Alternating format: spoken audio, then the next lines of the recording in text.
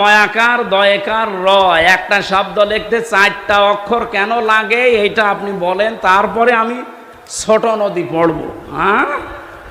আমি জানি না একটা শব্দ লিখতে, বাক্য লিখতে যে 4টা অক্ষর লাগে আমি তো জানি না।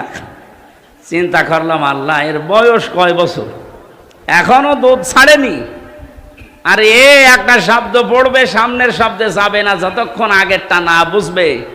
অথচ 96% মুসলমান এই দেশে আল্লাহর কালাম পড়ে যাচ্ছে আন্দাজে, কিচ্ছু জানে না। আহ্বান জানাচ্ছে এই ছেলেটার মতো মন তৈরি করেন, যেইটাই পড়বেন আগে বুঝবেন যে আল্লাহ এবং তার রাসূল কি জানাতে চায়, এরপরে শব্দে যাবেন। কথা বুঝতেছেন? 3 নম্বরে শুধু পড়লে বুঝলেই হবে না, যতটুকু জ্ঞান আপনি পেয়েছেন এই জ্ঞানটা মানুষের কাছে নিজের জীবনের ভেতরে বাস্তবায়ন